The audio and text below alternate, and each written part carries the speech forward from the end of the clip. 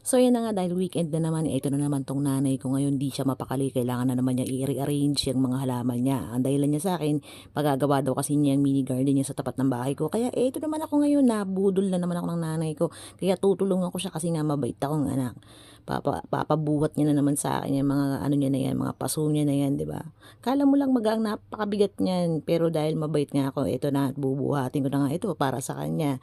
Pikit mata na lang talaga na parang luluwa na rin talaga yung biya ko sa sobrang bigat ng mga paso niya na hindi mo talaga mananakawan ng halaman niyan, di ba?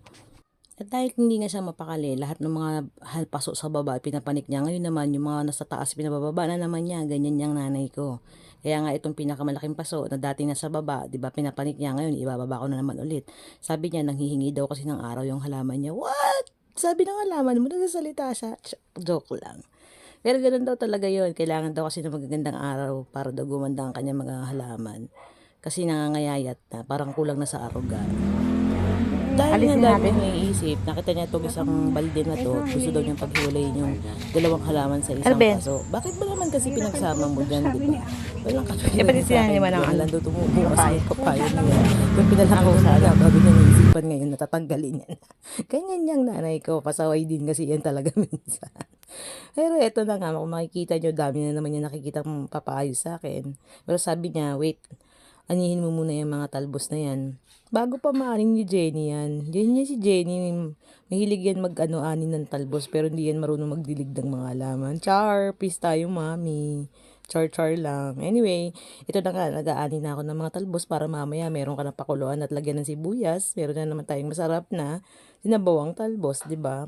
Mapaganda ng kutis yan at papadami, papadagdag ng dugo yan para hindi ka anemic, di ba? Yan ang sekreto ko kapupuyat, kailan nakain ng talbos para hindi tayo anemic. Ay, ito na nga, at babalik na ulit tayo sa taas. Dahil nakita naman ng nanay ko, ayusin ko daw yung mga nakatambak daw doon na bato, 'di ba? Ganyan 'yan. Ako nga hinihingan na pero hindi naman obvious, 'di ba? O 'di ba? Ang kutkot lang ng kutkot, sige. Pagkatapos niya paglalagyan ng katerbang halaman niya, pinatanggal niya lahat yan isa-isa sa akin. Tapos sabi niya sa akin, ibaba mo yan. Tagalin. Bungkalin mo yan, yung halaman na yan. Ito nga, nagbubungkal tuloy ako ng halaman. Alam mo ba kung gaano kahirap yumuko ang taong mataba? 'Di ba? Mga ilang minutes pa ho bago ko natanggal yan. Ito na nga, pagbububungkalin ko na. At alam mo ba kung ano yung pinaka nakakatawa pa talaga dito? Pagkatapos niya akong pahirapan, magbubungkal ng halaman sa lupa dahil sobrang kapit na ng mga ugat ng halaman niya dyan. Sa kanya lang din talaga sinabi sa akin na pwede ko naman palang putulin yung mga ugat dahil tutubo naman daw pala talaga yung sanga niyan kahit walang ugat. Diyos ko Lord. Pinahirapan niya muna akong bongga-bongga bago niya sinabi sa akin yun. Minsan hindi ko rin alam talaga kung pinag-itripan ako ng nanay ko eh, di ba? Pero mabait yan eh, tignan mo.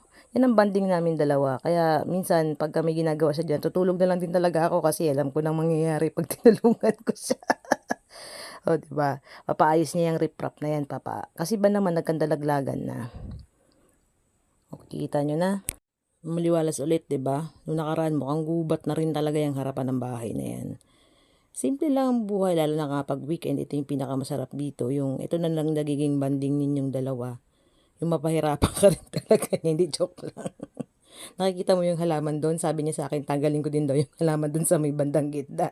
Kasi yun doon sumisira ng riprap niya. Iba't mo kasi dyan nilagay. Ngayon tatanggalin na naman natin. Anyway, yan yung konting kaligayahan niya sa araw-araw ng buhay niya, 'di ba? Yung magkutkot siya ng halaman niya, mag-rearrange, magtanim, 'di ba? Kahit nakakapagod. Pero alam mo kasi, alam mo paghahalaman, kailangan talaga diyan matyaga ka. Kasi kailangan mo mag-repat, 'di ba? Mag-replanting, mag-repat at mag-maintain na.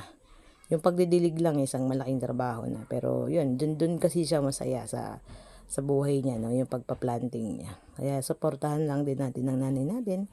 Cherish mo yung moment na nandiyan pa siya. Kasi yan na lang din yung magiging memories niyo together, no? Sarap ng hangin. Maliwalas na, makakalakas pa ang hangin. Naisipan ko na rin tanggalin nga yan, di ba? Para medyo makadagdag aliwalas. Ayun lang.